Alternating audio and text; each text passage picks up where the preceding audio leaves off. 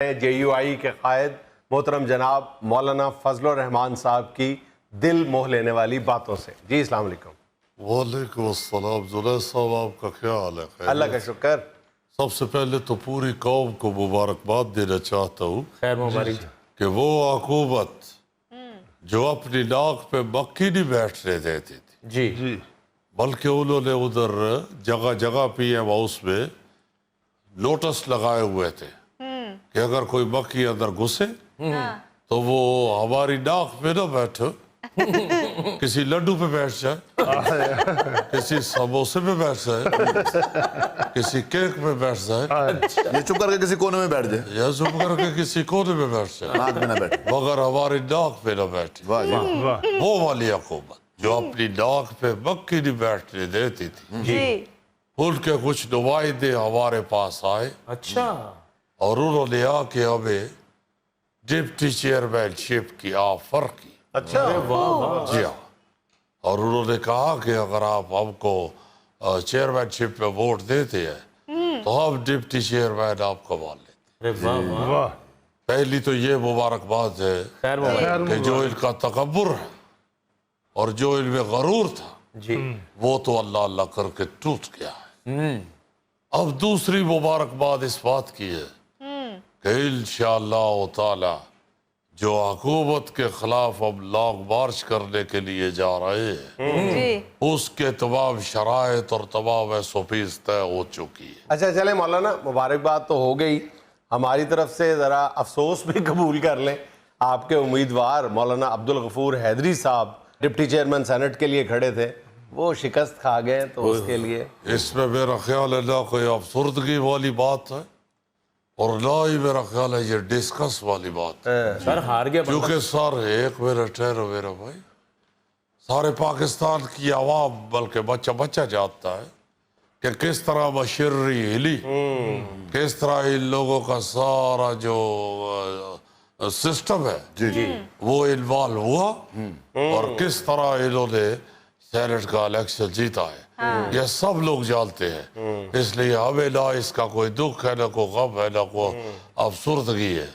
یہ ایک طرف کو کرو جس بات کا ہم یہاں پہ اعلان کرنا چاہتے ہیں وہ یہ ہے کہ کسی بھی صورت میں ہم جیت بھی جاتے یا ہم ہار بھی گئے، لانگ مارچ ناگزیر ہے. اچھا حکومت کے خلاف لانگ مارچ جو ہے وہ وہی سٹینڈ کر رہا ہے. اچھا واہ واہ اور آپ سب کو مبارک ہو کہ لانگ مارچ کے حوالے سے ہماری ساری پارٹیوں کی آپس میں جو شرائط تھی یا جو SOPs تھے وہ طے ہو چکے ہیں. اچھا کچھ تفصیلات ہمیں بھی عنایت کریں. کیا تھا SOPs میں جو سب سے پہلی بات ہم نے طے کی ہے وہ یہ ہے کہ لانگ مارچ کے اندر جتنا بھی خرچہ ہوگا جی وہ ساری پارٹیاں اپنا اپنا کریں گی. یہ تو بہت اچھی بات ہے. اچھی خاک ہے، کیوں؟ سب سے زیادہ خرچہ تو ہمارا ہی ہوتا تھا. ہمارے تو حلوے کے اندر زعفران جو پڑتا ہے وہی کروڑوں میں چلا جاتا. غلط آپ کو شاید یہ معلوم نہیں ہے کہ زعفران بڑی مہنگی چیز ہے اچھا اور اس کے بغیر حلوہ سستا بھی نہیں ہے. جس طرح شادی میں کہتے ہیں نا مہندی تا سجدی جے نچ بونے دا پیو، اسی طرح حلوہ تا سجدہ جے ہوئے وچ زعفران. اچھا مولانا، لانگ مارچ کے SOPs میں دوسرا نمبر کس کا ہے؟ ابھی تو ہم حلوے کے SOPs بتا رہے ہیں. سب سے پہلے زعفران، اس کے بعد کشمش، بادام باقاعدہ چھیلے ہوئے ہو گئے، بیچ میں سے گورے گورے چٹے دودھ یا پنجابی لوگ کہتے ہیں نا چٹا دودھ، وہ والے بادام ہو گئے. مولانا چھوڑے اب حلوے شلوے کو، اگلی لانگ مارچ کی بات کریں. ارے کیا بات کرتے ہو، حلوے شلوے کو چھوڑ دے.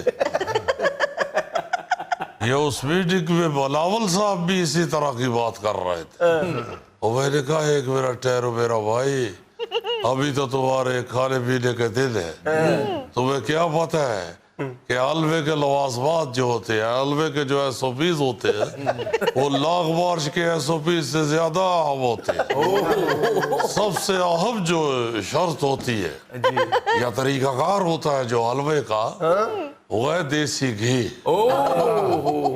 अब आपको ये भी मालूम होना चाहिए कि इस वक्त मौजूदा दौर में देसी घी मिलना कितना मुश्किल होता है, और फिर खास तौर पे जब आप लॉन्ग मार्च के लिए हलवा बनाते हैं तो उसके लिए तो आपको कई क्लस्टरों के क्लस्टर चाहिए होते हैं, और फिर वो इकट्ठा करना। ये लॉन्ग मार्च लेट क्यों हुआ है? इसीलिए कि देसी घी इकट्ठा होता रहा। अब जब हमको पता है कि देसी घी इतना हो गया है कि लॉन्ग मार्च के लिए अब हलवा बना सकते हैं, तो फिर अब डेट तय कर रहे हैं। तो मौलाना देखे ना, उस लॉन्ग मार्च में हर बंदा ये कह रहा है कि अक्सरियत जो है वो तो आपके बंदों की होगी, तो आप पीपल्स पार्टी और नून लीग से कहें कि वो कम से कम हलवे का खर्चा तो बर्दाश्त करें ना। यही तो हम कहना चाहते हैं कि अगर आप ये कहें कि खर्चा अपना अपना, तो फिर मेरा ख्याल है लॉन्ग मार्च कामयाब होता हुआ नजर नहीं आता। क्योंकि हमारे जो नौजवान हैं जिन्होंने उधर 24 घंटे पाँव पे खड़े होना है, वो सिर्फ हमारी पार्टी के बंदे ही है ना। तो ऐसे तो कोई खड़ा नहीं होता जब तक घुटनों में जान ना हो। तो घुटनों में जान के लिए देसी घी का हलवा बहुत जरूरी होता है। हाय हाय हाय, मैं आ गया मौलाना साहब, हलवे को पैक करके घर ले जाने की इजाजत होगी? लॉन्ग मार्च वाली जगह पे चारों तरफ चारे कोनों के ऊपर चबुर्जियां बनवा रहे हैं, और उसके ऊपर गनमैन खड़े हो गए। जाहिर है सिक्योरिटी रीजंस हैं, बड़े सीरियस सिक्योरिटी थ्रेट्स हैं। देखो ऐसी बात नहीं है, अल्लाह के फजल से सियासी या कोई थ्रेट व्रेट नहीं है। फिर उन चारों गनमैनों को जो चबुर्जी के ऊपर खड़े हो गए, उनको इसकी तस्वीर दे दी जाएगी कि ये कहीं से भी हलवे वाला शापर लेके जाता हुआ नजर आए तो इसके कान पट्टी पे फायर मार। तो जुनैद भैया ये सारे SOPs तय हो चुके हैं, और इसके साथ साथ अल्लाह के फजल से सारी शराइत भी तय हो चुकी। बस एक छोटा सा मसला रह गया क्या कि लॉन्ग मार्च का खर्चा नून लीग और पीपल्स पार्टी बर्दाश्त करे। अच्छा, आपका मुतालबा ये है कि वो दोनों जमातें बर्दाश्त जी हाँ जी हाँ, होना भी यही हमारे- चाहिए। वो जो उधर कारकुल खड़े होते हैं वो हमारे होते हैं, और सीधी सीधी बात है, कारकुल हमारे है और लोट इसके पास है। हम कारकुल लगा रहे हैं, ये लोट लगाए। इसलिए हम ये समझते हैं कि जब तक ये दोनों पार्टियां हमारा ये मुतालबा पूरा नहीं करते, लॉन्ग मार्च डिले होता जाए।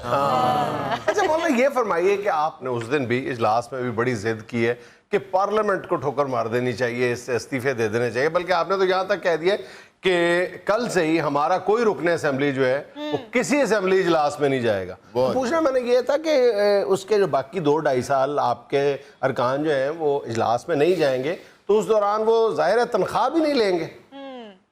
देखो मेरा बात सुनो, अगर वो इस्तीफा देते हैं हाँ और उनके इस्तीफे कबूल कर लिए जाते हैं, जी फिर तो शरई लिहाज से उनकी तनख्वाह बंद होनी चाहिए। अच्छा, और अगर वो असेंबली में जाना बंद हो जाते हैं, जी जो इस्तीफा है उसका ना देना है ना मंजूर होना है, तो उसमें शरन आप तनख्वाह ले सकते। अच्छा मौलाना, जब पीटीआई के अरकान ने इस्तीफे दिए थे पिछली हुकूमत में, उस वक्त आपने कहा था कि ये शरई तौर पे गलत कर रहे हैं और ये जो तनख्वाह ले रहे हैं ये गैर शरई है और ये हराम की कमाई में शामिल होती है। तो अब आप जब इजलासों में नहीं जाएंगे तो वो फिर क्या होगा?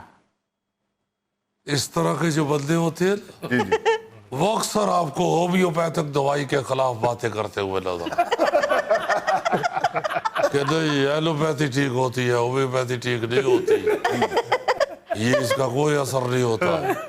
भाई तुम्हें क्या तकलीफ है? जो एलोपैथी कार है उसको एलोपैथी कार है, जो होम्योपैथी कार है उसको होम्योपैथी कार है। तुम क्यों बीच में बोलते हो? जी जी एक आदमी ने उस वक्त इस्तीफा दिया था, अब उसका हमें पता ही नहीं है कि क्या सिचुएशन थी उस वक्त।